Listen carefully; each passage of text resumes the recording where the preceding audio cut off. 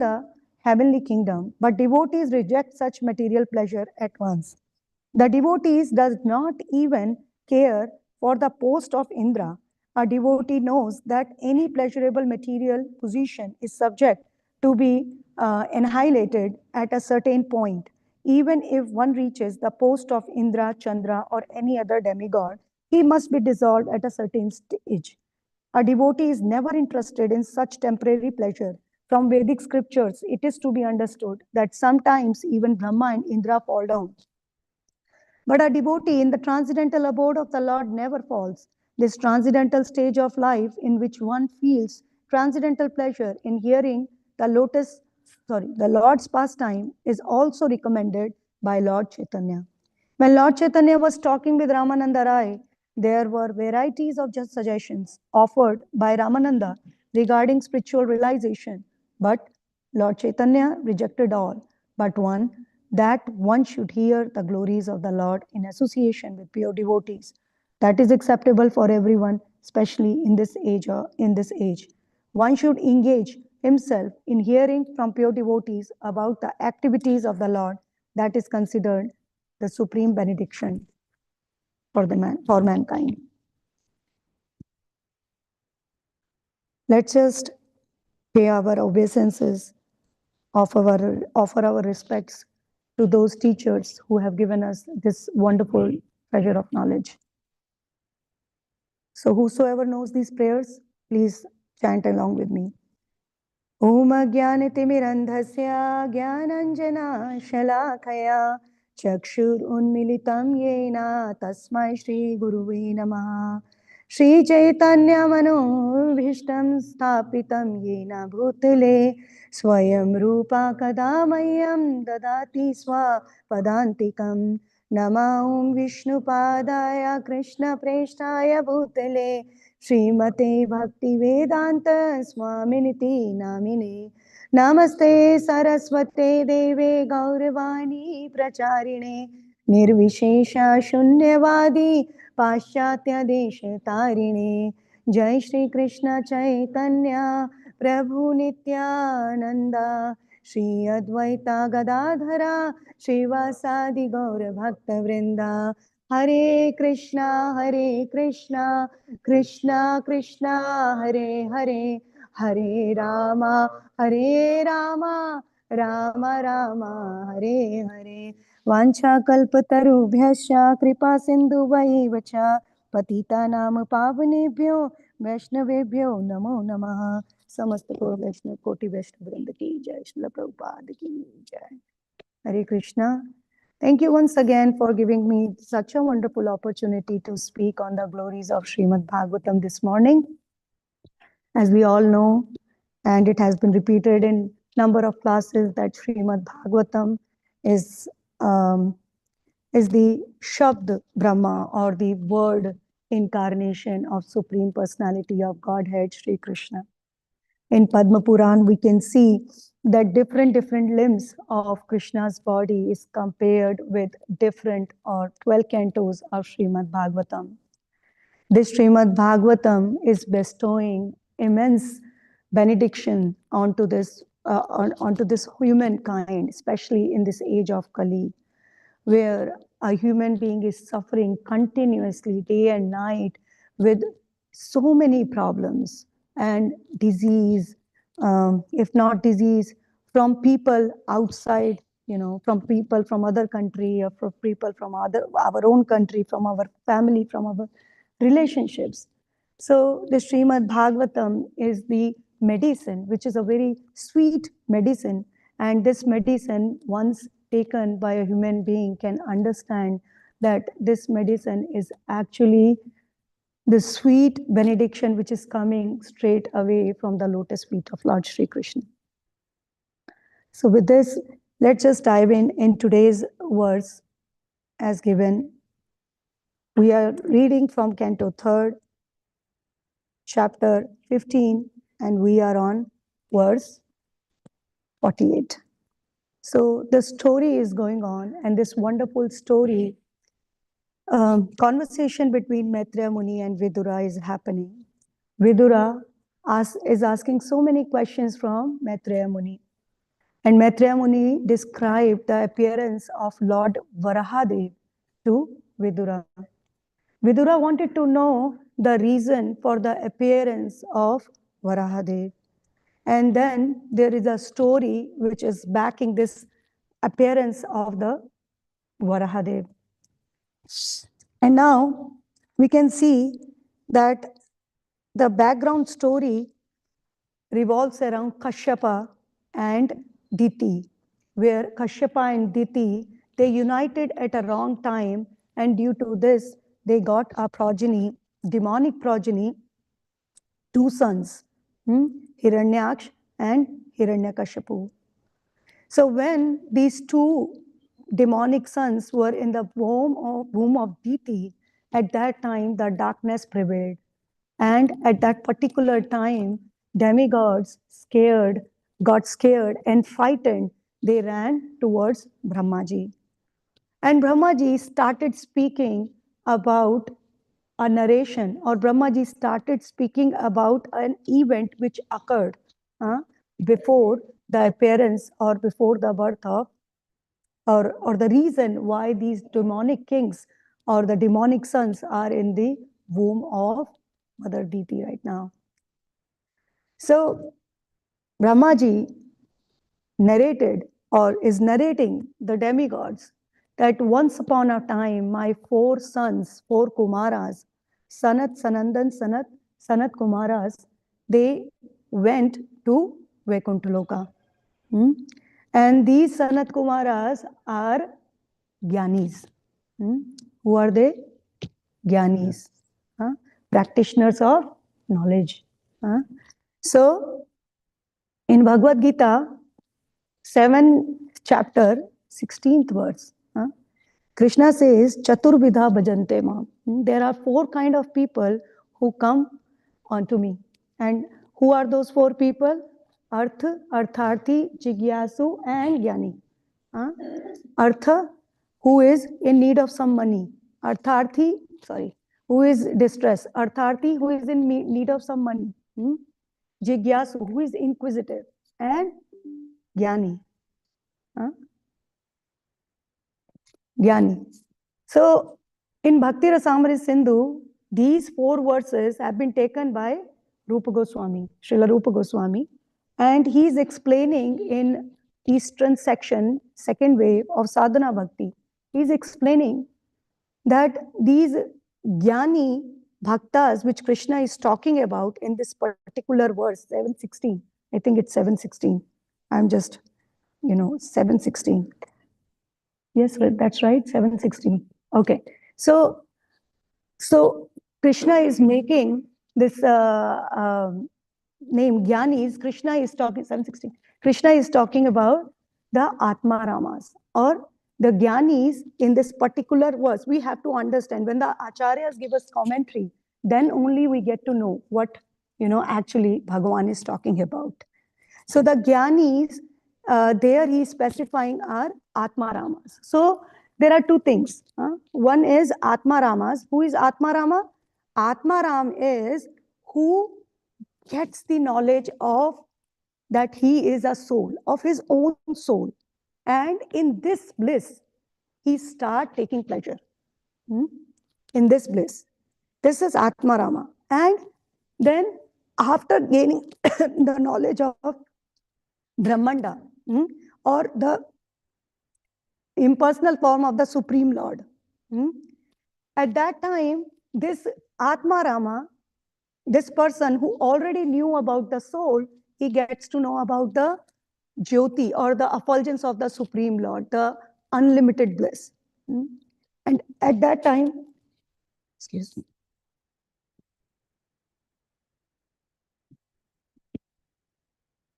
And at that time, he becomes Brahmagyani. Brahmagyani. Right? So here in this particular verse, Krishna is talking about Atma Rama. And Srila Rupa Goswami is giving the example of four Kumaras in this verse. Four Kumaras in this particular verse. Now these four Kumaras are Gyanis. And Krishna in the following verse, he is saying in 7:17 that actually the Gyanis out of all these four are much more closer to me, dear to me, because he already is detached from material things. And he knows that he is a soul. And he knows that his ultimate benefit or his ultimate goal is the Supreme Lord. So that's why Jnani out of these four, they are very, very dear to me. Jnanis. So Rupa Goswami is giving the example of who? Four Kumaras. And he is saying that these four Kumaras are not just Jnani Bhaktas, they are Jnana Mishra Bhaktas. Means that they are devotees of the Lord, but they are taking the assistance of knowledge in order to reach that Brahmananda. Means they have the knowledge that the Supreme Lord is person. But still, they want to get the bliss of merging into the effulgence of the Brahman. Brahman. So that's where he is. And Krishna, even in that series of verses, 16, 17, 18, 19, 20, he explained very nicely. Jnani, or the person who is knowledgeable about his own soul, because he is already detached, so he is very, very close to me. And also, this kind of Jnani is very difficult to find. Bahunam janmana ante. After so many years, bahunam janmana ante. One person, jnanavanama prapadante, he gets to know about this knowledge. And out of all these jnani, one becomes his bhakta or his devotees. So when such kind of Atma Ramas, such kind of Atma Ramas who are Sanandan and Sanatan Sanat Kumaras, and even they are classified as Shaktya Veshavatar, or the potency incarnation of the Supreme Lord in the form of knowledge. They have the knowledge potency from the Supreme Lord.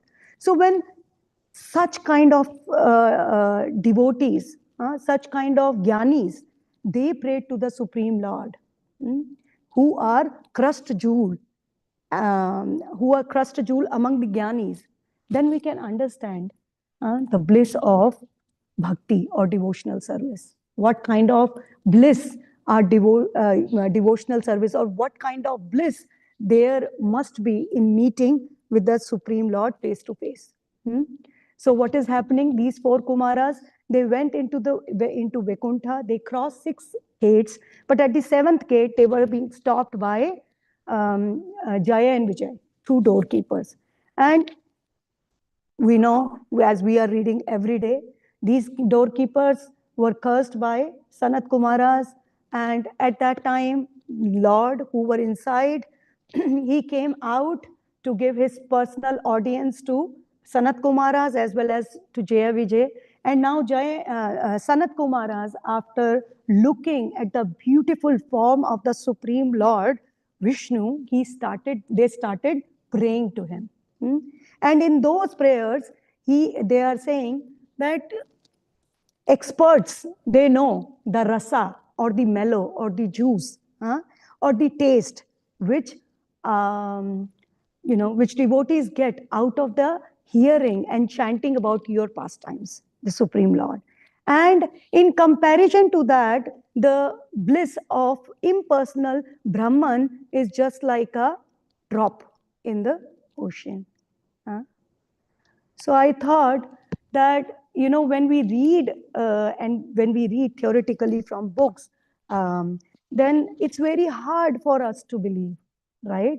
When we read this, then we will, in our mind, after reading this, we say, oh, Shukdev Goswami, Atik Shokti. What is Atik Shokti? That means over-exaggeration. You are exaggerating too much in the books, right? Like that's what happened. So when I read this verse and I was preparing for today, so I thought, let's just bring out about the bliss, which, so that we can understand what bliss is. Because this Brahmananda, the bliss is out of our reach, for at least for right now, right? So So in what is the synonym of Ananda? Huh? We read every morning Shikshashtakam prayers. The first verse. What's the first verse? Cheto darpana marjanam bhava mahadavagni nirvapanam Shreya kairav chandrika vitaranam vidyavadu jivanam Anandam buddhivardhanam pratipadam purnamrita swadanam Sarvatma snapanam param vijayate Shri Krishna Sankirtanam.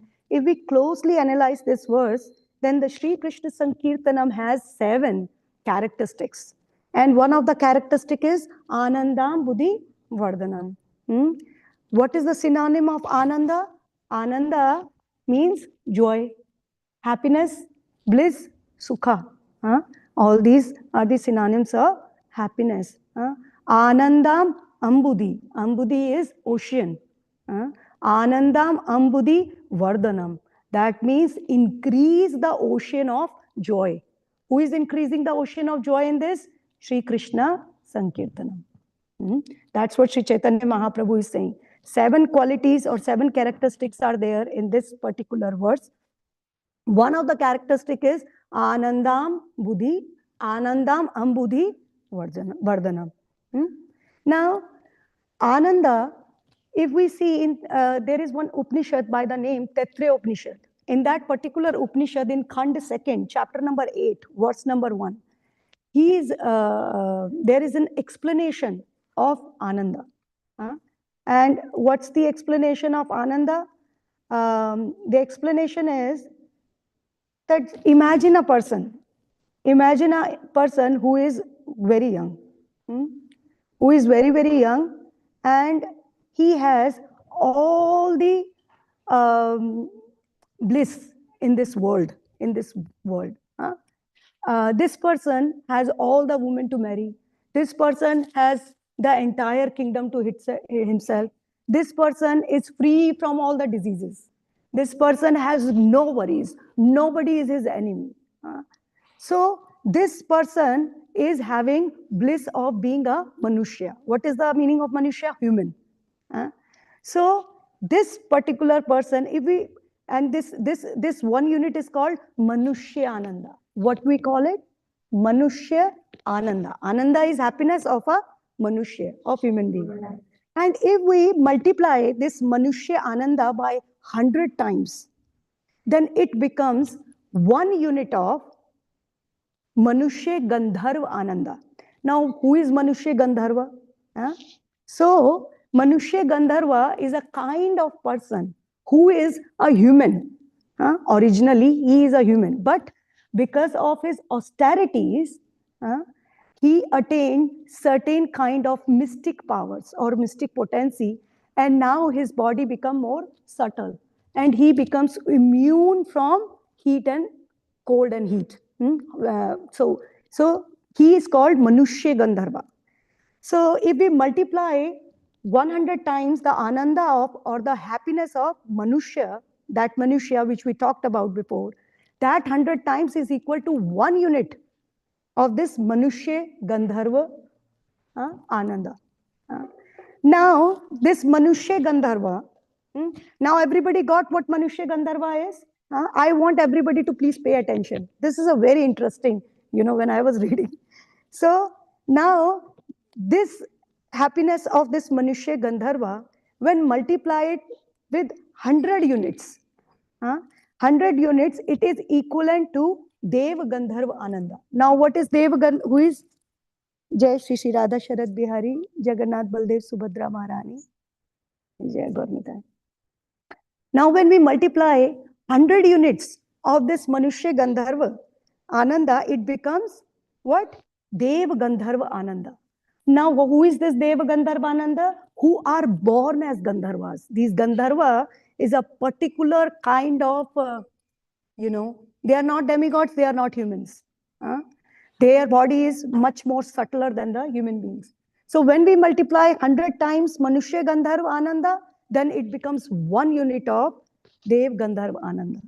Now this Dev Gandharva Ananda's happiness, if we multiply, is by 100 units, then it becomes 1 unit of Pitra Ananda. Now what is Pitras?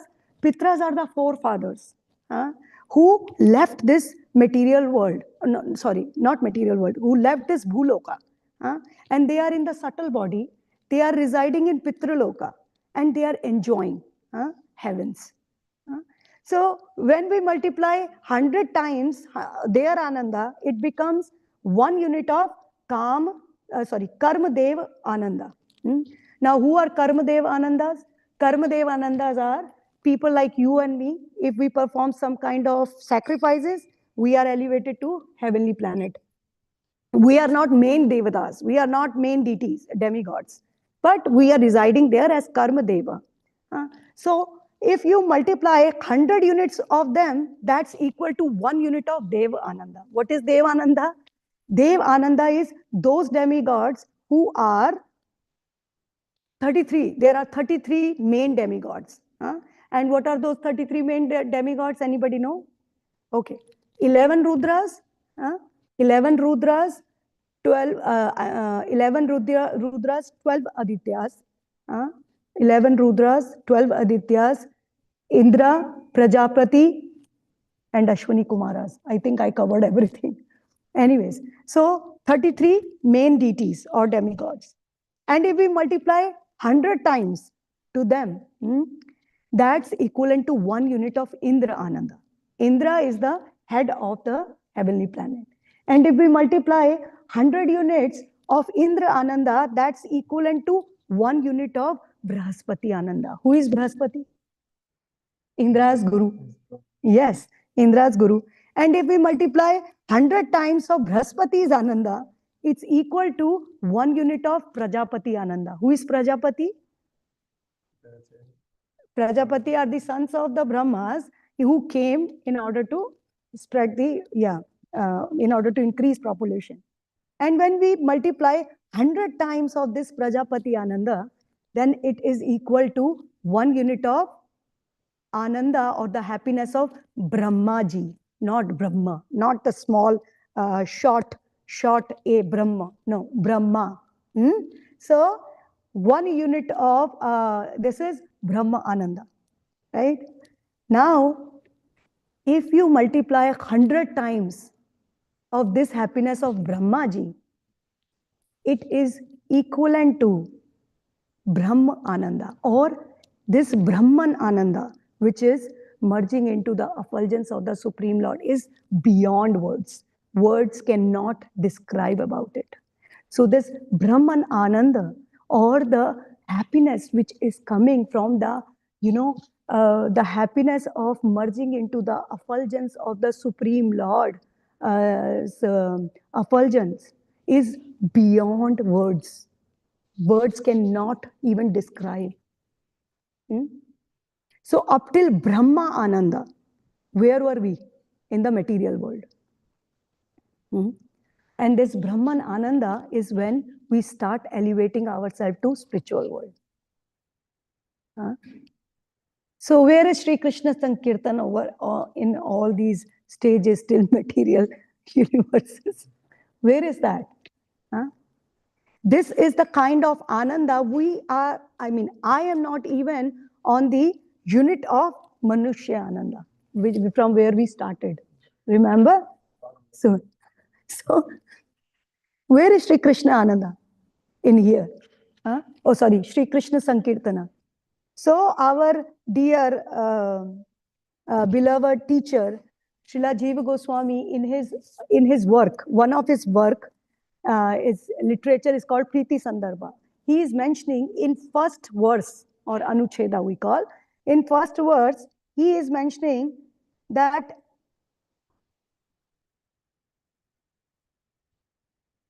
no, I'm so sorry. In Bhakti Rasamrit Sindhu, Srila Rupa Goswami is saying that Ananda is also in the progressive nature.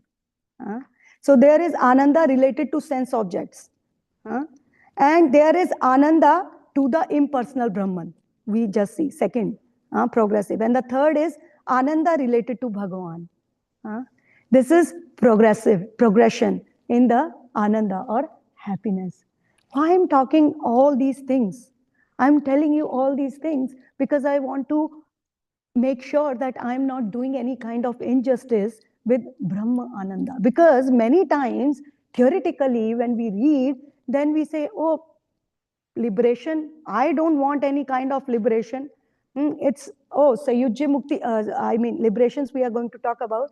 I don't want any kind of liberation. I am happy, being a devotee, Krishna make me in insect or a bug, wherever. But with bhakti, with devotional service, are you sure we want to do this? Just to make sure that what is that ananda, what is that happiness? Even the words cannot describe that. Many times when we talk about it, based on the experience of the people or the personalities who are in Srimad Bhagavatam, they are actually feeling it. They are actually realizing it. They are actually on that level where they can say that one drop of Brahmananda is equivalent to one drop as compared to the ocean of your nectar of your pastimes, hearing and chanting of your pastimes. So this Brahmananda is also not a very cheap thing. There are 5 kinds of mukti or the liberation which has been explained in scriptures, and Srila Prabhupada is also explaining it here. These 5 kinds of liberation, first of all, the definition of mukti or the liberation is when the living entity gets out from the subtle and gross body. So first kind of liberation is Sayujya Mukti.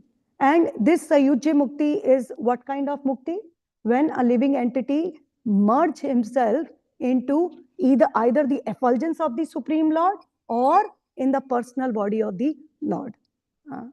Sarvabhauma Bhattacharya has said in Bhate Leela, he said that Sayujya Mukti, this is called Sayujya Mukti, merging. So he said there are 2 kinds of Sayujya Mukti, but the other kind, that merging in the personal body of the Lord, is even more abominable. Why?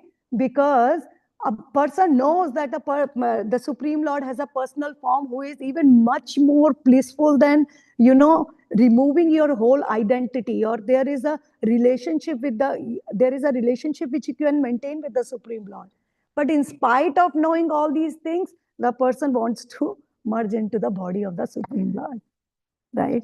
But, again, theoretically, we just say, oh, I don't want Sayujya, Samipya, Sarupya, all these, muktis, as if these muktis are just, or the liberation are just like going to a store nearby and buying something. It's so easy for, making all these things. So that's why the Ananda, the sequence of Ananda, I wanted to show so that when we get into something, it's very important to understand it clearly, where we are going and what we want to do. Because if we don't get what we are desiring, then there is a repercussions. You just get back from that thing so badly. So it's very important to read the scripture scrutinizingly. Here, scrutinizingly, where we are going, what we want to achieve, what we want to achieve.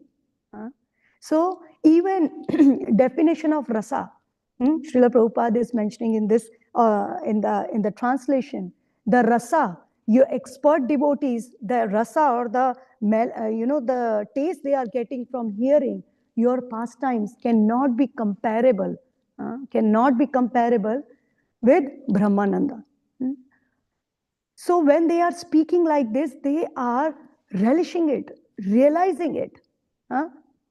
But when we speak of it, we are just, I'm talking about myself, but we talk about only theoretical thing. We should be knowing what we are doing, where we want to go. Many times, we say, okay, I want to be in conjugal relationship with the Supreme Lord Krishna. Who is Krishna? Krishna is the Supreme Personality of Godhead. What else? Can we get into the persona of Krishna? Who is Krishna? Krishna is Nagara. Krishna is Nagara. That means Krishna has multiple lovers, not only one. Do you want to share your lover with anybody? No, right? You want to share Krishna with anyone? You have to share Krishna with everybody, right? So the point here is what I'm making. I hope I'm able to convey my point that when I'm bringing Ananda, when we talk about the happiness of Brahmanda, so we have to know that what happiness we are talking about. What happiness we are talking about. And as there is a progression in the Ananda, so this living entity is capable of jumping into these progressions. He is living entity is capable. That's not, if I'm saying it's capable to achieve this particular thing, that does not mean that it is inbuilt in me.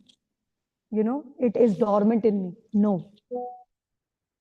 It's not the meaning. Many times we say, oh no, it's in me, right? No, it is you, a living entity is capable of achieving the love of Godhead, the Preeti, the love with the Supreme Lord. The Preeti and the love with Supreme Lord. And in Preeti Sandarbha, Jiva Goswami is mentioning that the goal of human life is to attain happiness and to curb all the sufferings and miseries.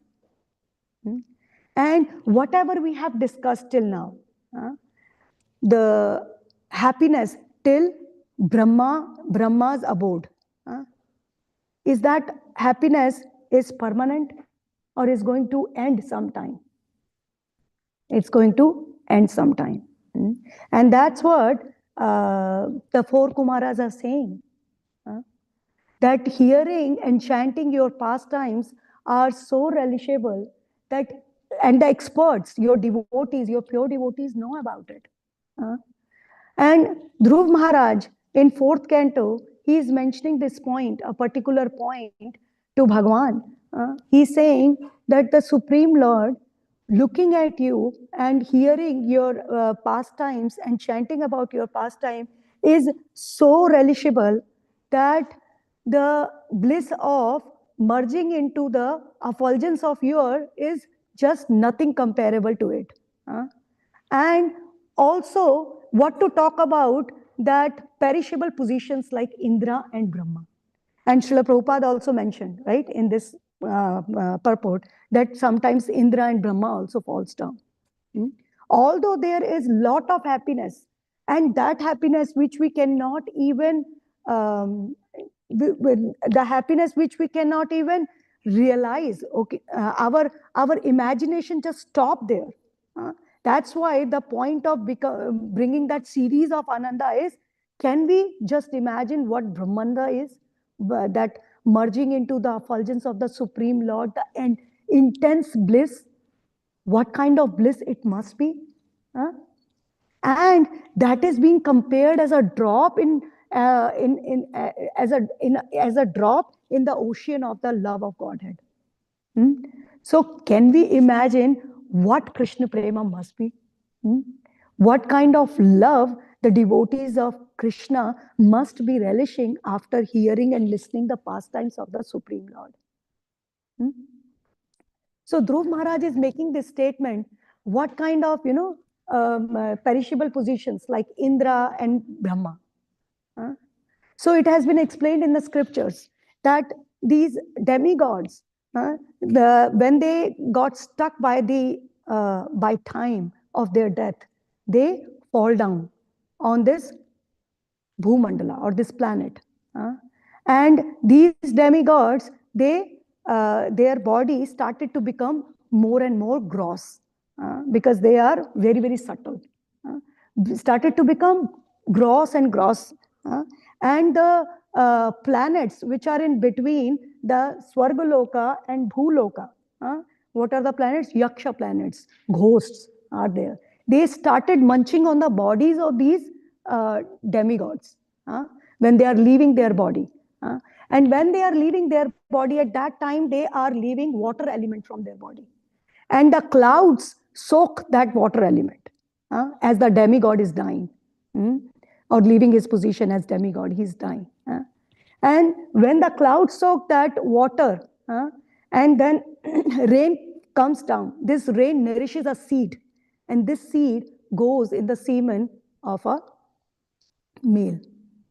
And through this semen, this demigod again comes down on this Bhuloka. So this position is perishable. That's what has been explained in Upanishads. Very, very perishable position. Even Indra comes down like this. Can you imagine? Brahma, he comes down like this. Srila Prabhupada is mentioning in here. Right? Brahmanda, Ananda, once you merge, you will not come back. Because at that time, no body, no mind, no intelligence, nothing remains. So we have to decide where we want to go. The recommendations have been given in the scriptures, in this particular verse. We want to be close to Vishnu form of the Lord. What is that mukti called? Close to Krishna, or sorry, to Vishnu? Samipya. Samipya. On the same planet as Vishnu? Salokya. As the same Vishnu Murti's form? Sarupya. Yeah. Sashti. What is Sashti? The same opulence as the Supreme Lord. And Sayujya, we discussed already 2 types, merging into the Brahma Jyoti or merging into the personal form of the Supreme Lord. So these muktis or these liberation are useless in front of Krishna Prema. So there is a comparison always given. So we have to be really careful when we talk about, oh, these liberations are nothing. These liberations are not achievable by you. It's very difficult. But these liberations are nothing in comparison to Krishna Prema. That's what has been given. All right? Sayujya is nothing in comparison to Krishna Prema. So we have to be really, really careful when we talk about all these things. Oh, I don't want to go there. Are you going there? First of all, if the answer is no, if I'm not eligible, I have no clue what kind of happiness a person gets. That's why the series of Anandas, we have, there is a series of Ananda which is given in Taittiriya Upanishad. So that a human being gets to know what is the sequence, what is the Ananda. A person is not on the level of Manushya Ananda and is talking about Brahmananda to be a rejection when you don't even know what is Brahmananda. 2 things. Brahma, that's abode of Brahmaji. Brahmananda is merging into the effulgence of the Lord. Many times people use it interchangeably. We should not be doing that, especially when we are the students and the readers and, of Srimad Bhagavatam. So it's very important to understand and to know what the Sanat Kumaras are saying. Because Sanat Kumaras at that particular time, they are feeling it. Why they are feeling it? Because they can see the Supreme Lord in front of their eyes. In front of their eyes. There are 2 kinds of liberation. I mean, there are 5 types. There are 5 types of liberation, but there are 2 kinds of liberation. One liberation is when you are in this gross body and then you are liberated. Jivan Mukta stage. You are liberated. You are detached from all the material things. You are above the modes of material nature, but you are still in your gross body. And you don't see, you did not see the Lord, Supreme Lord as of now, as of yet. And there is another liberation that's after leaving the body. Another kind is after leaving the body, and these are 5 kinds: Sayujya, Sashti, Samipya, Sarupya, Salokya. You have to decide you can become liberated even in this gross body after understanding and after learning from Srimad Bhagavatam. That's why these topics are being narrated in Srimad Bhagavatam, so that we can understand in depth what the personalities are talking about. After hearing to Sanat Kumaras, after hearing to Dhruv Maharaj, after hearing to Srila Prahlad Maharaj, our destination, our prayojana, after our ultimate goal should be Krishna Prema. Should be Krishna Prema. But at the same time, we should be knowing that these all liberations and all these kind of happiness is not a very cheap thing. In comparison to Krishna Prema, they are, but I did not even get that. So now what should I do? What can I do? So there is a progression which is given by our Acharya Srila Vishwanath Chakravarti Thakur. 14 stages. She is giving us 14 stages. 14 stages of progression when we are a sadhaka or when we are the practitioners. And with these 14 stages, I am going to stop. And these 14 stages, the first stage is Satam Kripa.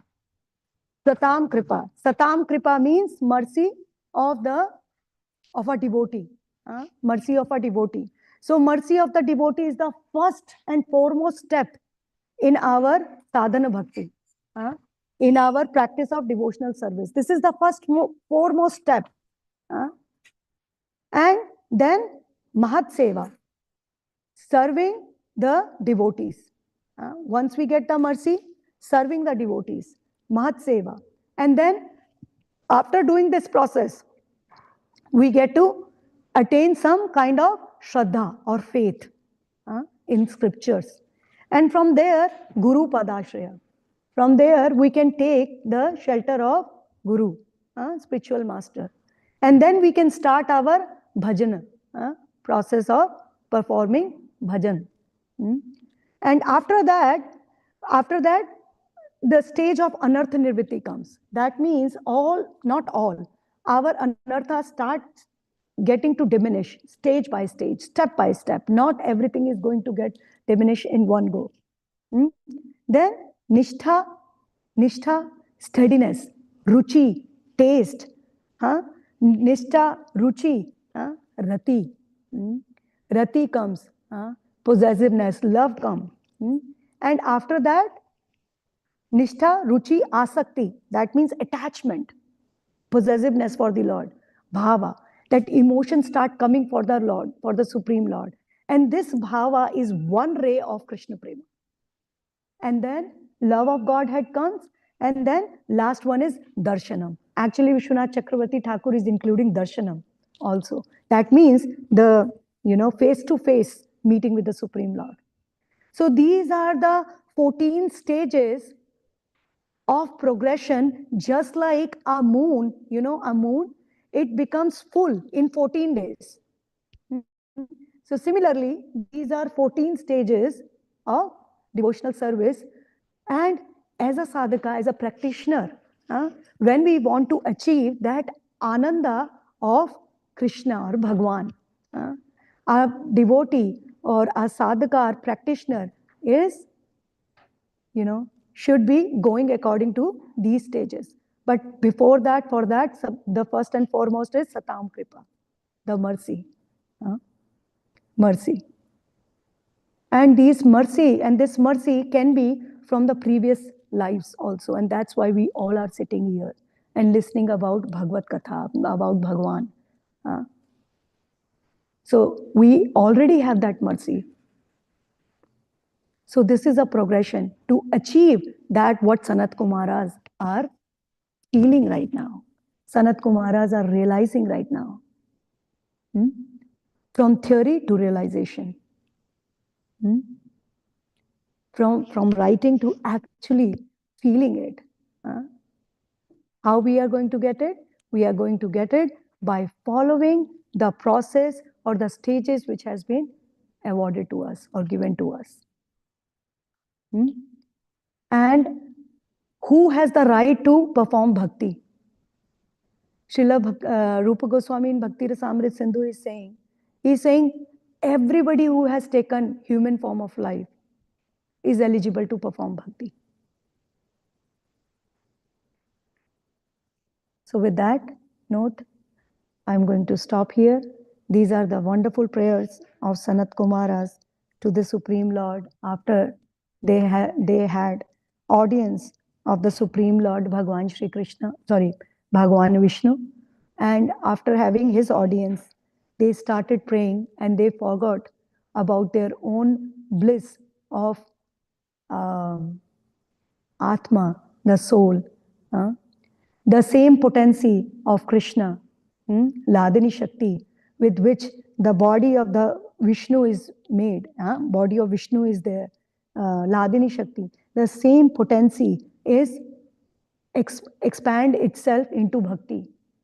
And this bhakti or the Ladini Shakti expand itself into bhakti, and this bhakti actually comes into the heart of the devotee, which then touch the Supreme Lord and gives bliss to the Supreme Lord also.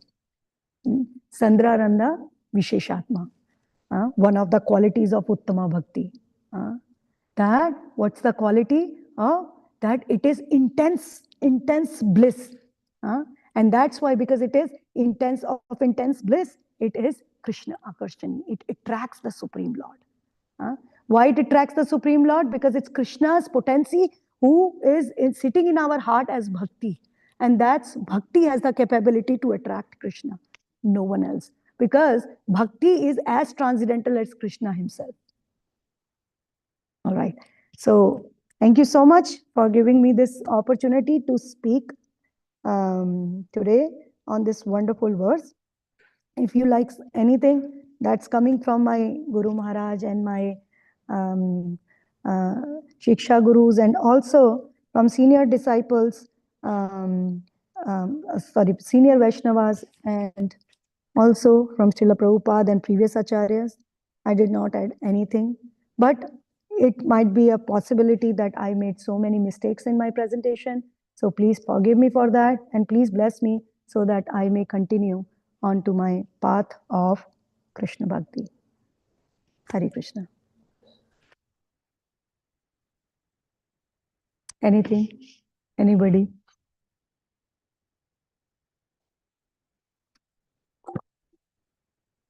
If not, then thank you so much. Hare Krishna, devotees online. If anybody has any questions, you can ask now.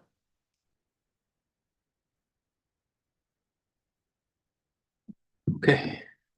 Thank you so much for joining. Hare Krishna. Thank you. Panchraj,